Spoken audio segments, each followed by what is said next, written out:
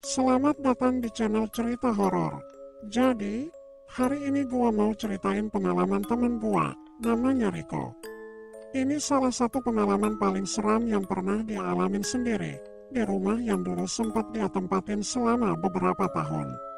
Rumah itu rumah lama, peninggalan kakek neneknya. Riko ini pindah ke rumah itu karena lokasinya lebih dekat sama tempat kerjanya. Dia pikir, tinggal di rumah peninggalan keluarga bakal lebih hemat, nggak usah bayar sewa. Tapi, ternyata keputusannya itu malah membawa dia ke pengalaman yang dia nggak akan pernah bisa lupain. Awal pindah, semuanya biasa aja.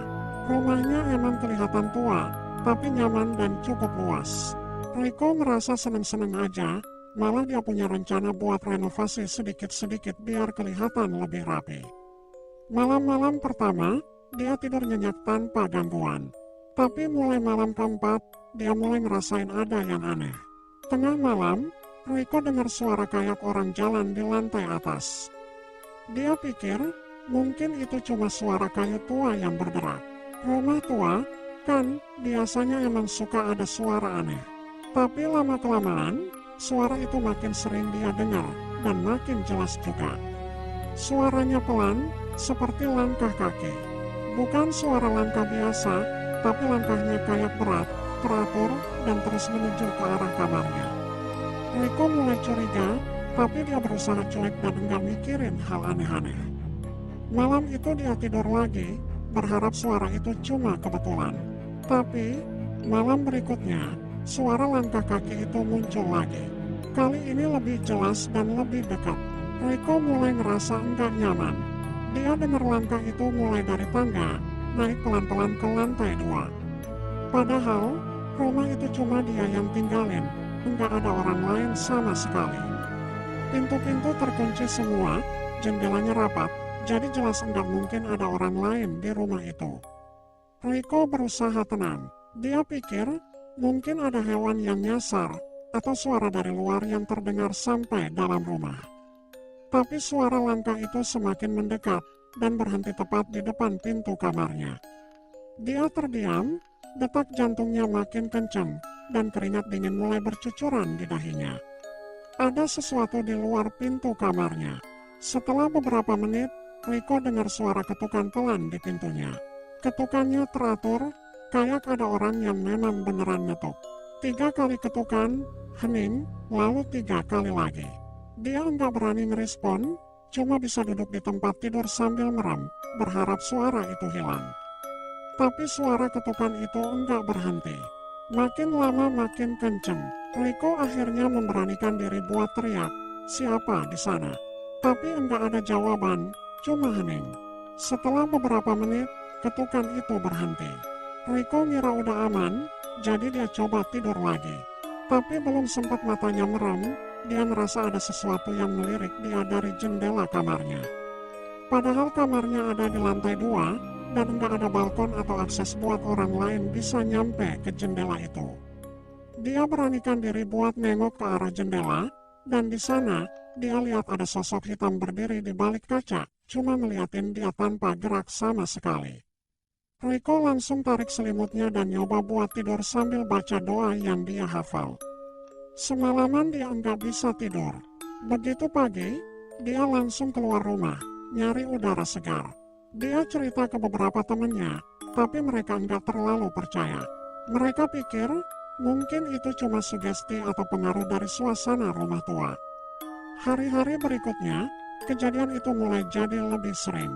Riko mulai merasa ada sosok yang ngikutin setiap malam. Dia selalu dengar suara langkah kaki yang sama, yang berhenti tepat di depan pintu kamarnya. Malam-malam itu terasa makin panjang buat Riko. Setiap kali dia merasa aman dan berusaha tidur, suara itu muncul lagi. Dia sempat mikir buat pindah, tapi masih ragu. Bagaimanapun, itu rumah keluarga. Satu malam, suara itu terdengar lagi, tapi kali ini enggak cuma di depan pintu kamarnya. Suara langkah itu kedengeran muter di seluruh rumah. Kayak ada yang berjalan dari ruang tamu, terus ke dapur, ke tangga, lalu naik ke lantai atas, muter-muter di depan kamarnya, sebelum akhirnya berhenti lagi di depan pintunya. Tapi, yang bikin Riko makin ketakutan adalah ketika dia dengar suara napas berat tepat di luar pintu kamarnya. Dia coba intip dari sela pintu, berharap bisa lihat siapa yang bikin suara itu.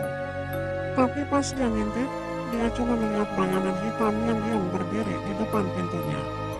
Bayangan itu tinggi, enggak bergerak, cuma berdiri aja di sana, kayak nunggu sesuatu. Riko langsung mundur dan duduk di kasur, enggak tahu harus ngapain lagi. Selama beberapa jam, bayangan itu cuma berdiri di depan pintu, enggak bergerak, sampai akhirnya suara langkahnya pelan-pelan menjauh. Keesokan paginya, Riko udah enggak tahan lagi. Dia langsung hubungin keluarganya dan cerita tentang semua yang dia alamin. Keluarganya bilang, mungkin rumah itu udah ada penghuninya sejak lama. Mereka saranin buat ngadain doa atau ritual bersih-bersih. Akhirnya, Riko mengundang seorang pemuka agama buat bantu dia. Setelah doa-doa dibacakan, Riko merasa rumah itu jadi lebih tenang. Suara-suara itu berhenti untuk sementara waktu. Tapi, beberapa bulan kemudian, Riko mulai ngalamin hal-hal yang lebih menyeramkan. Sosok itu kembali, kali ini lebih sering muncul di malam hari. Bukan cuma di depan kamarnya, tapi juga di ruang tamu dan dapur. Ada kali ketika Riko lagi nonton TV, dia merasa ada yang duduk di sampingnya. Dia melihat sudut matanya, ada bayangan gelap di sebelahnya. Dia coba tahan napas dan enggak bergerak, merasa ada yang merhatiin dia dari jarak yang sangat dekat. Puncaknya terjadi suatu malam ketika dia baru pulang kerja. Begitu masuk rumah, dia langsung merasa suasana rumah beda. Enggak ada suara, enggak ada gerakan, tapi hawa dingin itu terasa menusuk. Dia coba tenang dan jalan ke kamarnya. Tapi di sana, dia lihat ada bekas kaki di lantai, basah, kayak habis dicelupin ke dalam air. Bekas kaki itu berjejer menuju kamarnya, dan berhenti di depan pintu. Riko tahu, ini bukan kebetulan. Ada sesuatu yang menghuni rumah itu, dan dia nggak akan bisa tinggal di sana dengan tenang. Akhirnya, setelah mengalami berbagai kejadian mencekam itu, Riko memutuskan buat ninggalin rumah itu selamanya.